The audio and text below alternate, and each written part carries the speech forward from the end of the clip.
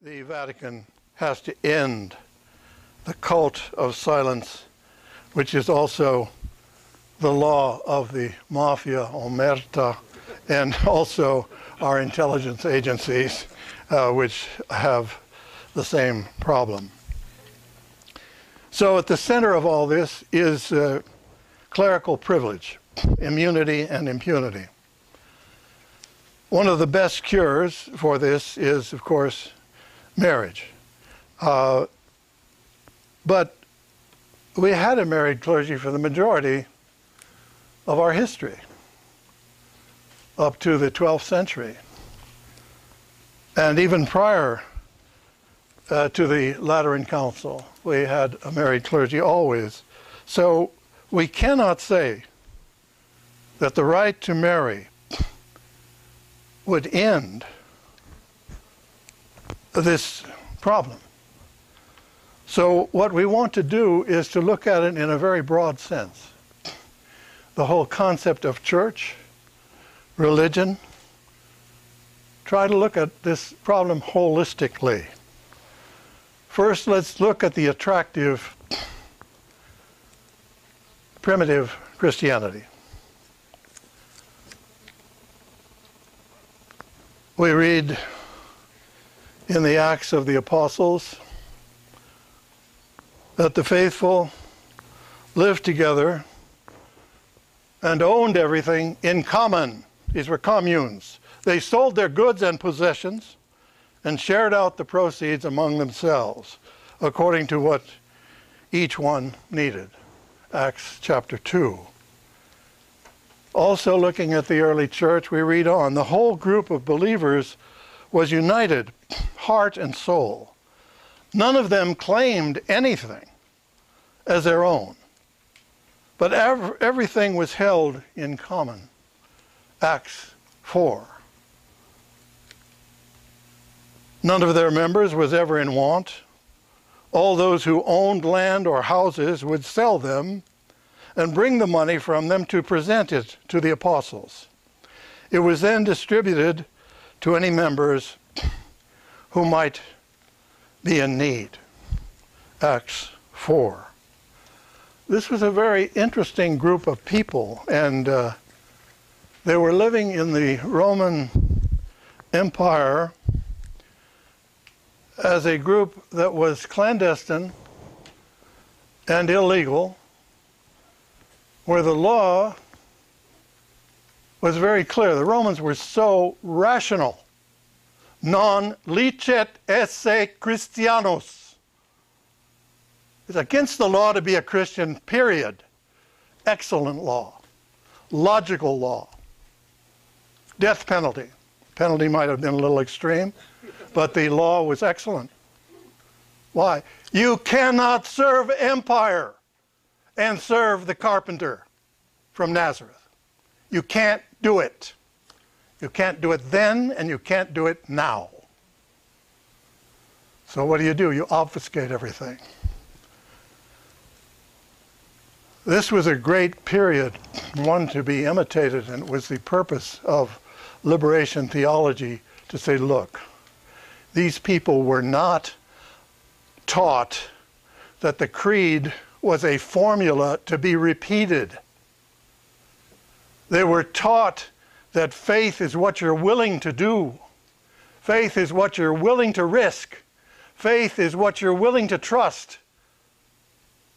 Because you can't have a formula about God. Well, a terrible thing happened.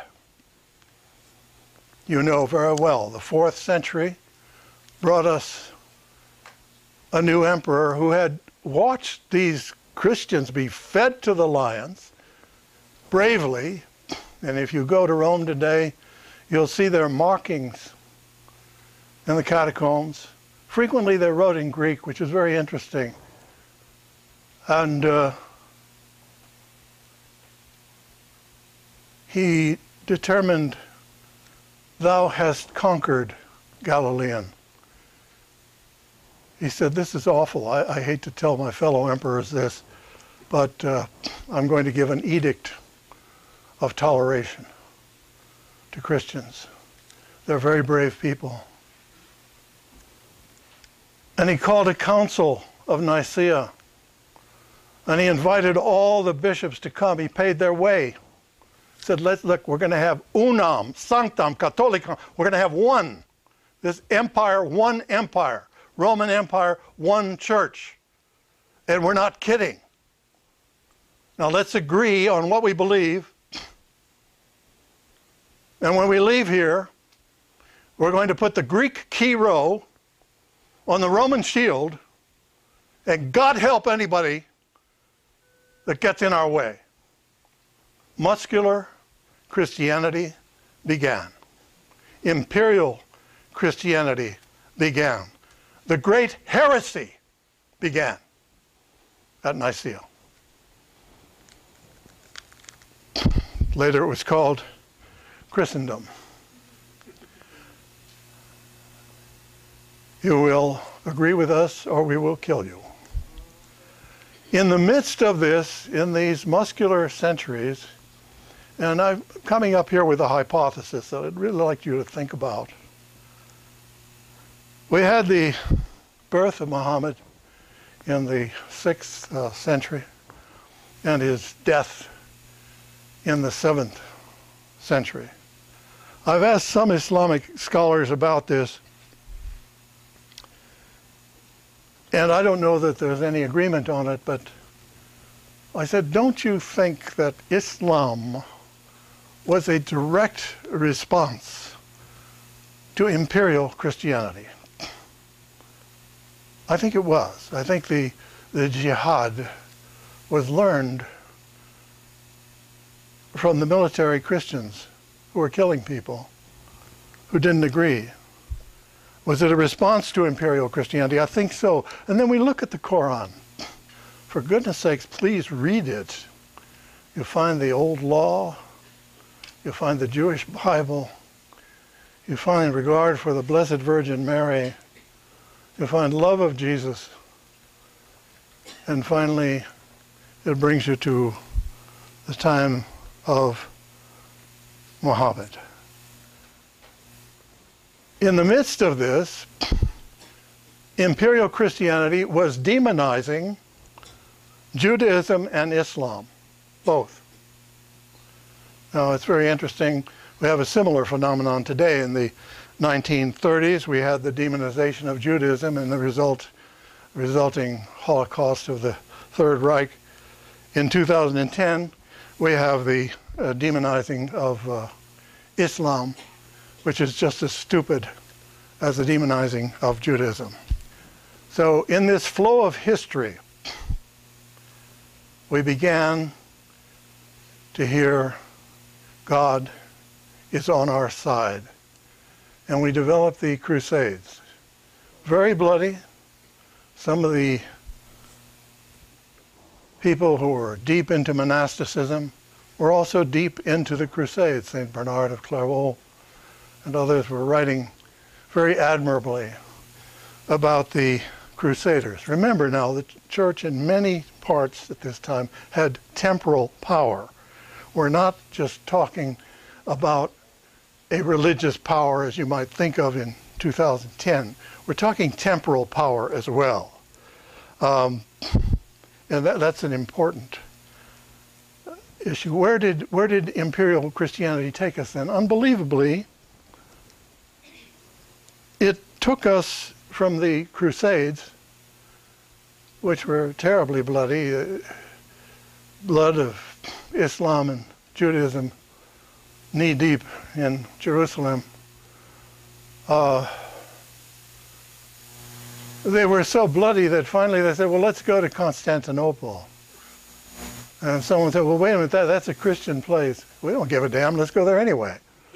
So they went to Constantinople, and they realized, wait a minute, you've got Greek Christianity here. And here's where we can learn a lesson, I think, about a doctrine as a cover for politics. It practically always has been. It was at the beginning at Nicaea, and then it was as we got to the 11th century, around 1054. They were trying to decide, well, the Greeks want to centralize this thing, in Constantinople. We're the Latin Church. We want to centralize it in Rome. So let's fight it out. Now, how do we fight it out? We fight it out arguing about a doctrine. The Roman Church, filioque. The Holy Spirit proceeds from the Father and the Son. The Greek Church, the Holy Spirit proceeds from the Father only. Now, if they had any piety, they would have said, we don't know what we're talking about. But they didn't have any piety. There's no piety involved. There's politics involved. And that ridiculous argument has separated the two.